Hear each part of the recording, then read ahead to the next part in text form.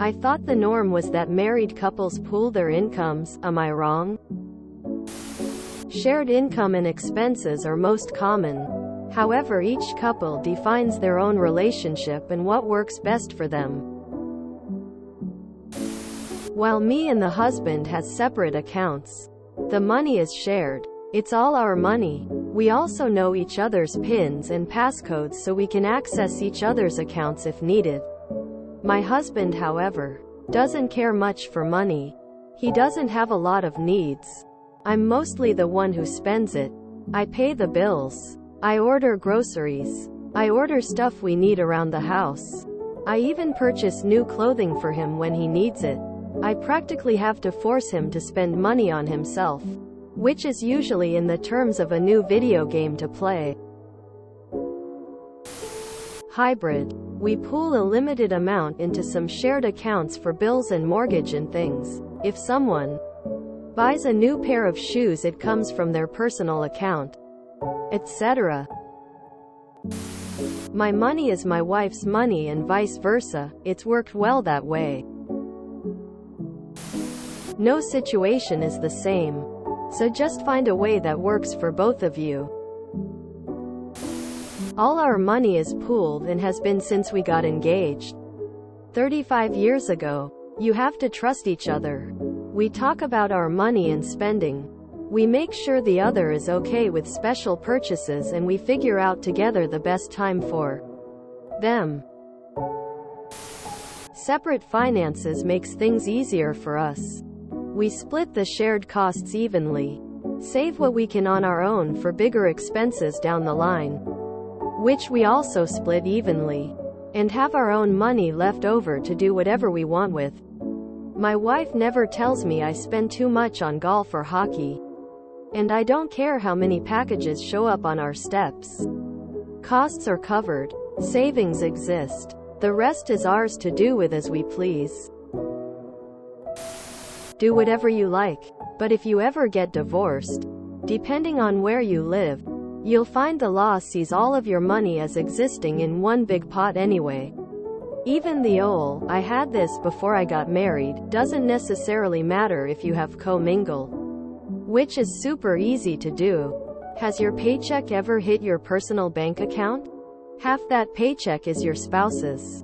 So you co-mingled. People should do prenups if they want strict separation. Maybe you guys can work out a financial agreement in divorce that doesn't look at one pot. But if you argue and make a judge do it, you might not like how it goes. We have joint accounts and separate accounts, but the separate accounts are for ease of record keeping. We are under no illusions about the legal status of our money. It's all joint. I'm not sure about norm. I don't have that data. But it does seem that the increase of couples with two sources of income and the statistic that, on average, folks are waiting until they're older to marry, and thus have established their own careers and financials, that not pooling income would be more common than it used to be. Personally, we're Gen X. Both worked full-time when we married, and have always combined finances. But that's just what works for us. My parents pooled. My sister and her husband pooled. My best friend and his wife pooled. I think, at least here in the US, that's been the norm. I don't think there's anything wrong with keeping separate though, if that makes a couple happy. Though it makes me wonder why you would. My wife and I have separate accounts but have a joint third account that we pull money into every now and then. Anything we both use we buy for the joints account, and individual stuff comes from our own account. I would feel extremely guilty about buying something for me with my wife's money. We never combined incomes. We agreed when we got married that we would live solely on my M36 income, and every penny she F34 would go directly into savings. We always have cash because of this, and we are accustomed to a single source of income, so when she lost her job during the pandemic it didn't really matter because we never looked to that money for survival. She has a job again now, but whenever we decide to have kids it won't be a big deal because, again, her money was always extra anyway. My wife and I share all costs about 50-50. Not on the penny. Who cares? But we don't pool the money. My parents did it that way, and my wife had bad experience with a former relationship where she came out with debt, so none of us came up with the idea and we are both happy with it. But it's maybe easier when both earn good money. And my wife even more than me. My wife and I started off with one account. It made sense as I was the one working and she was some. As years went on, kids grew up. It became more stressful. She would want to spend money and would get mad if we didn't have it. It all came to a head one day when she came to me out of nowhere demanding $10,000 for a class she wanted to take in 2 days. I told her I couldn't do that. It wasn't that we didn't have the money. We weren't rich. But I could have pulled together $10,000 for an emergency. It was that I didn't have that in liquid form. And getting it in 2 days in any reasonable manner was not going to happen. She decided at that point I was just being too controlling with the money. So she opened her own account and started earning some of her own money. Kids are mostly all moved out now. And we keep separate accounts. She still works. And we split things. She has a much greater appreciation for how much things actually cost now. And I've never seen her take any $10,000 one-day guru classes from Facebook. Funny timing on your post.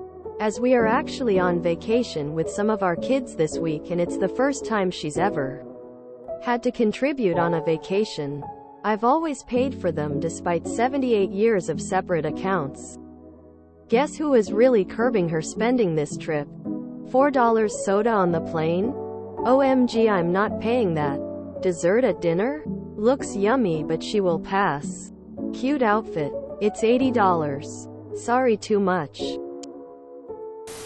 We have separate finances. The reality is that most marriages end in divorce. So we had a practical conversation about that when we got engaged and structured things such that it wouldn't be too messy if divorce was the outcome. If it works, it works. Not how we did it, but who's to judge? The point is that there is no one-size-fits-all approach, and the era of doing things just because that's how you've always done them seems to be coming to an end, thankfully.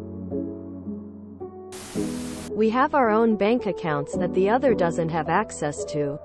We pay rent together. We take turns buying food. We pay for our own vehicles. He makes more than me, so he picks up the internet and phone bills. Everything else we either discuss who pays what or we just pay for what we want. We have a joint checking and a joint credit card.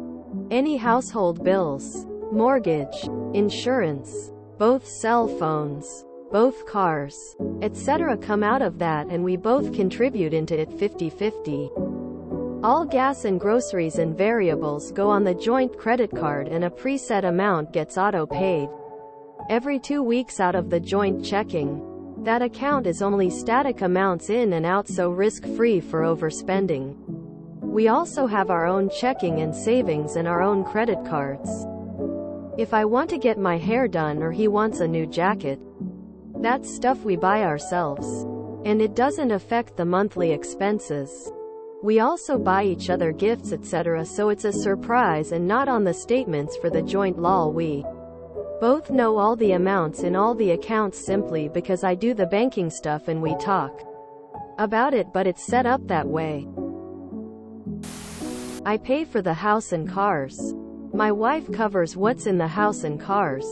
Not something we had a direct conversation about. That's just how it worked out. We do have separate accounts at the same bank, but that's because it's easier on me to handle paying the bills. We also have direct access to both accounts, so if she needs some or I do, we just transfer from one account to the other. Very fluid.